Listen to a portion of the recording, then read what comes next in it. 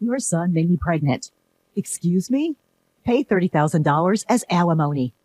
When I picked up the restaurant's phone, I was told that with a young woman's voice suddenly. She was utterly one-sided in the conversation and not even giving her name. I completely underestimated. That must be a prank call. So I never expected that this call would lead to such a mess. My name is Melissa Brown. This may sound self-flattering, but I run a popular restaurant somewhere in New York City. We have been featured on national television and in magazines, and thanks to that, almost every seat for lunch and dinner is booked every day. However, because of being famous, nuisance calls and aggressive sales pitches increased. So I got quite sloppy with this call because I thought it was just another prank. But when I was told over the phone to my restaurant that got pregnant, I was actually taken aback, and I could hardly understand what she was saying. I do have a son, but the thought of him getting someone pregnant seemed absurd. Yet this prank call with its shocking accusations intrigued me. I decided to listen to her story for a bit, out of fun. I had an abortion. What are you going to do about the wounds on my body and soul? Pay for the surgery too. First off, if I may ask who I am speaking to, even when dealing with prank calls, one of the challenges of the service industry is having to respond politely. It would be a nuisance if our conversation were recorded and exaggerated with false information being spread around. I'm a customer at your restaurant. Is that the first thing you have to say to me after your son hurt me? Your family lacks both common sense and compassion. I find it hard to believe my son would do such a thing. My staff in the kitchen and at the counter glance over at me as they sense this isn't a usual dinner reservation call. I smiled and waved at them to make them feel safe and assuring them that everything is all right. Your son assaulted me on a dark street. And you recognized him in the dark? Of course. But are you sure it was my son? Don't play dumb. I'm absolutely certain. It was your son who lives with you. I've been so scared since then. I even can't go out alone. What are you going to do about this?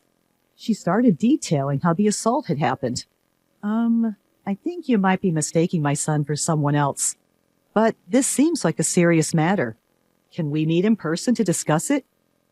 Most people who make prank calls like these tend to shy away from meeting face to face. So suggesting a meeting is a good way to get them to back down.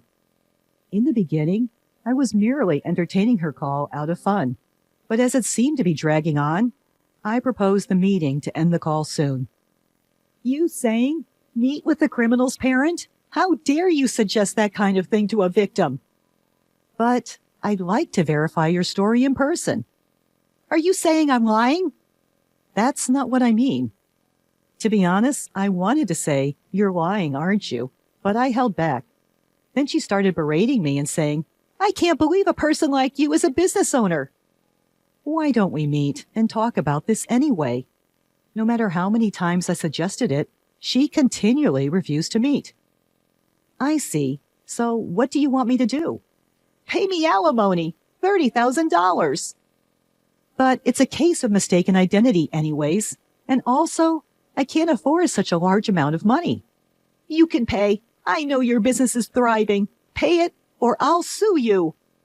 Even though my business is thriving, it's just a small place, and $30,000 is a large amount of money, and I don't even intend to pay.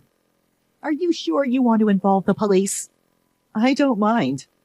At my unhesitant response, the woman fell silent for a moment. If my son truly did such a thing, I should hold him accountable as a parent, but I don't think he did. You're pretty confident he didn't do it, huh? Maybe you should have some doubts about your own son. I would believe it if there was evidence. Do you have any? Evidence? I'd be troubled if you asked me for money without any proof. There was silence on the other end of the phone as the woman seemed to be contemplating something. If there's no proof, I'm hanging up. I said that and trying to end the call. Then, hold on. If there's evidence, you'll pay the alimony, right? Well, I would consider it. Then wait, I'll bring the evidence. With that, she hung up the phone almost as soon as she had finished speaking. Owner, are you all right? There's no problem. It's just a prank call. One of my employees, Mr. Murphy, voiced his concern, so I reassured him like that. There's no way she has any proof, so I don't expect she'll call back again. But I have an uneasy feeling that she might barge in and cause a scene at the restaurant. In the evening, while preparing for dinner, I had completely forgotten about the phone call. Mr. Murphy ran up to me, holding a manila envelope in his hand, with his face as pale as a ghost. "What's the matter? It's not like you to run in the restaurant." "Owner, this came." What he handed me was a letter. "Ms. Melissa Brown, I was assaulted and impregnated by your son. Please transfer $30,000 as alimony." Written below were the bank transfer details, and the recipient's name was Karen Williams. Mr. Murphy was pale and disturbed because he was the first to see the contents of the unsealed and unsigned letter. "Calm down. But you know my son, right?" Hearing this, he seemed relieved. There was something else in the envelope. I pulled it out, and it was a pregnancy test. What's that?" This commotion attracted the other employees. All of them seemed taken aback. Could it really be the owner's son? Some employees gave me a contemptuous look, but they were quickly convinced when I explained. I put away the things that had been sent on my desk and returned to my usual work. A few days passed without transferring any money, but during this time, there was an unsettling incident. "Owner, this came again." Mr. Murphy came with the manila envelope in his hand and looking fed up. "I see. Check the contents and put it away in the usual place. Recently, these harassing letters have been dropped in the restaurant's mailbox many times a day. Are you planning to run? Pay up. The owner is a parent of a criminal. Her son got a college girl pregnant and didn't even apologize. The owner of this restaurant is a heartless and cruel woman with no sincerity. Irresponsible, overprotective, toxic parent. It's your fault your son became like that. Take responsibility. I'll make sure no customers come to this restaurant. It's for the good of the world, for the good of the people. I wonder what would make customers stop coming to a restaurant. Like those restaurants where they put that greasy, black, and disgusting thing in the food. I wouldn't go there again, that's for sure." The content escalates progressively, and the last part is practically a threat. Thankfully, no claims have been made that anything is actually in our food. But the constant anxiety that we might be set up is exhausting. Amid all this, something caught my attention. Well, again, a vacant seat increased at lunch. The number of customers was just gradually decreasing. Yes, it's unusual. Today, we even had 2 tables empty. My thoughts went out to the poor ingredients waiting to be prepared in the kitchen. "Owner!" I looked up at Mr. Murphy's call to see him heading my way with his laptop. "Look at this review site." On the laptop screen, the latest reviews were filled with harsh, slanderous comments. Bad customer service. They don't listen to the customers, especially the owner, who seems to be getting full of herself after appearing on TV and in magazines. The food is getting worse. The soup taste was way more plain than the last time I visited. I saw an employee drop a piece of meat before grilling and sneak it back. Every single day, poor reviews were posted, causing our star rating to plummet. I realized that I was shaking with anger. It's unacceptable. Why should this restaurant, which we've worked so hard to build with the intention of pleasing our customers, be wounded by such baseless accusations? Are the preparations progressing? An unfamiliarly low and cold voice involuntarily slipped from my mouth. Yes, they're almost completed. Upon hearing Mr. Murphy's response, I couldn't help but smirk. It's been a week since we discovered the slanderous comments on the review site. Since then, the number of customers has continued to dwindle. When I stepped out into the dining area, Mr. Anderson, a regular, was sitting at the counter next to a young woman. "Mr. Anderson, thank you, as always." "It's tough for you lately, Melissa." When I greeted him, Mr. Anderson offered me words of consolation. "Well, this job is my lifeline." I smiled and replied. Mr. Anderson shook his head sympathetically then. "You're strong, especially considering your son's predicament, but don't lose hope. I'm on your side, Melissa. We'll support your son as he atones for his actions." "What?" I was taken aback and couldn't understand what he was talking about. Well, I noticed this place is quieter than usual, so I was wondering what happened. Then this young lady here kindly showed me a webpage about this restaurant. With that, he gestured towards the pretty woman in her early 20s sitting next to him. I really feel for you. I love this place, so I thought I'd come here more often to help out in any way I can. Come to think of it, I recalled seeing this girl in the restaurant quite frequently recently. Excuse me, but what's written here is a misunderstanding. The regulars here were wondering why the place has been so empty recently, so I explained it to them. What? I doubted my own ears and trying to make sense of what she was saying. I mean, it isn't sad not to know the truth. Besides, I thought the owner would be happy to know that people like me and Mr. Anderson still come to this place. You've been spreading online rumors, which we're not even sure of, to our patrons? I unintentionally raised my voice, forgetting all about formality. Wow, it's scary. The internet says the owner is a terrible person, and I thought it wasn't true, but it seems you really are like the parent of a man who assaulted women. I suggest that you should apologize if you think you did something wrong. She twisted away from me. Her movements were as if she expected me to punch her, even though I had not raised a hand. Miss, that's not a nice way to talk. Melissa's probably tired from all the things happening. Mr. Anderson defended me, but that wasn't the point. I was about to explain that the fundamental issue was different. Then suddenly her bag fell from the back of her chair. It must have moved while she was twisting and turning. Despite my simmering rage towards her, my service industry instinct kicked in, and I moved to pick up her bag. But then I saw it. Karen Williams? The name written on the student ID card that had fallen out stopped me in my tracks. No worries, I'll pick it up myself. She hurriedly got off her chair to pick up her bag and ID, but I got there first.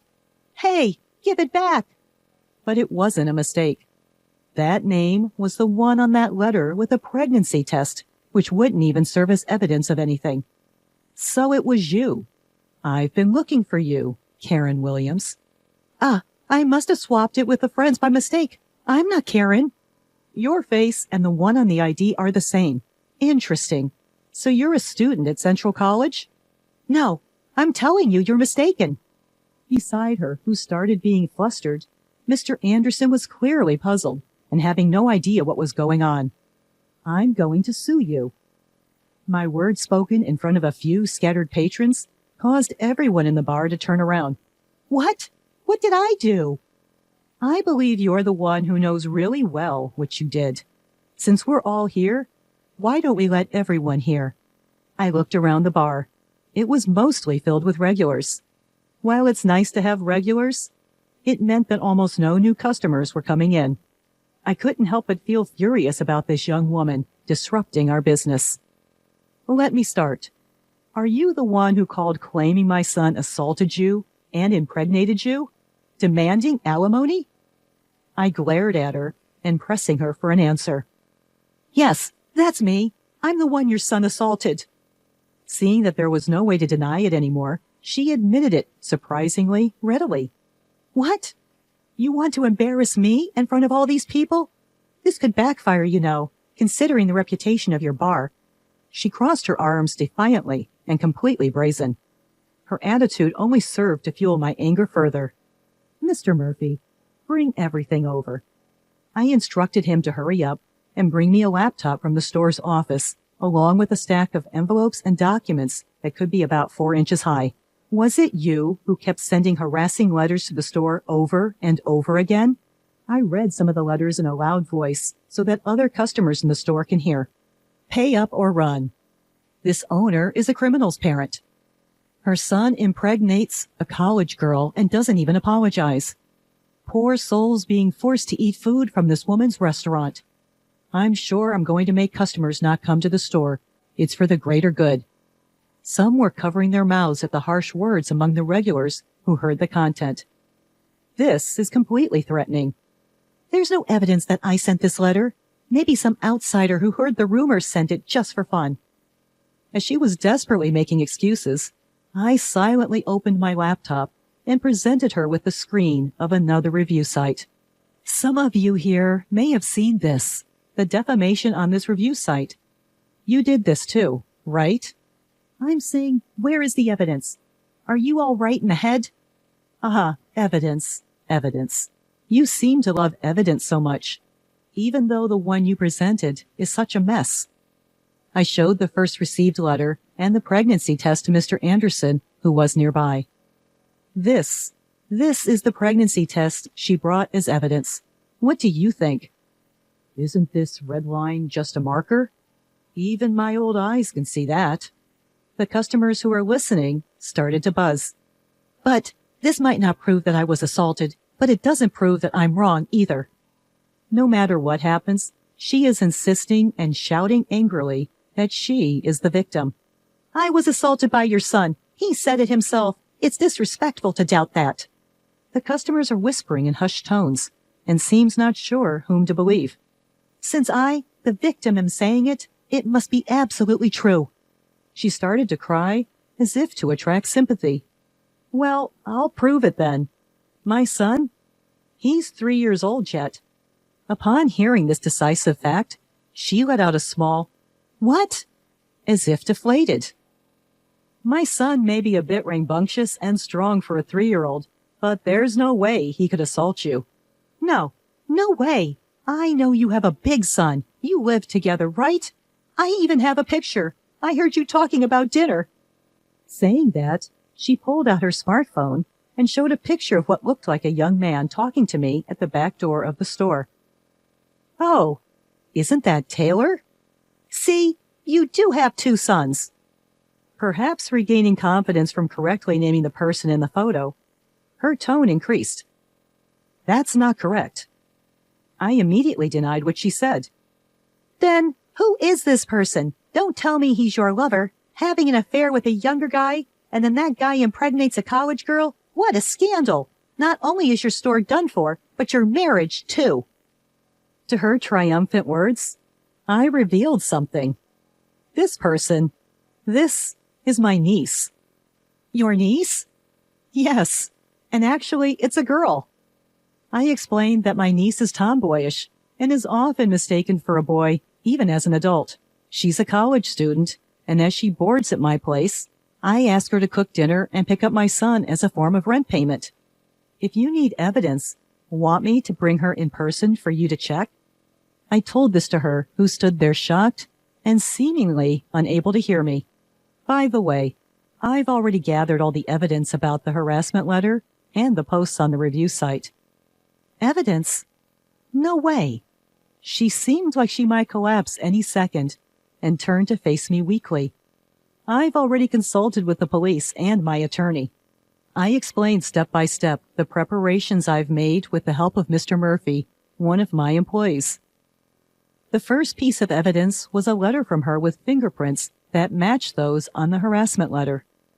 All posts on the review site were confirmed to be from the same person after a disclosure request. With no way out, she sunk to the floor as she drained. You were just saying that it's better to apologize quickly if you've done something wrong, weren't you? She mumbled something while looking pale and looking down, but I couldn't make out whether it was an apology. I will contact the police about you. I'll inform your parents and your college as well. Be prepared for a lawsuit for emotional distress damages. No, please don't do that. I'm still a student. Please spare me. You may be a student, but you're an adult, over 18 years old. You will take responsibility for your actions. I can't handle that. Please, stop. Subsequently, I filed a criminal complaint against Karen Williams for defamation and business obstruction, as well as for damages to the shop. Apparently, she had always been a big spender, buying brand bags and clothes on credit, and ended up committing these crimes after she was unable to make her payments. As a result, she was expelled from her college. This incident even made the news, and I've heard that now she is the one who has been receiving harassments after her personal information was exposed. Through my lawyer, all the slanderous posts on the review site were deleted. The uproar unexpectedly turned into a positive result as it cleared up the misunderstandings among my regular customers. Now, the number of customers has returned to normal. While the incident did deter new customers, there were almost no regulars who left, even despite all the lies that Karen had been spreading. There's no doubt that it was pleasing to know that her claims weren't taken at face value. Moving forward, I aim to continue running the restaurant to meet the trust of my customers.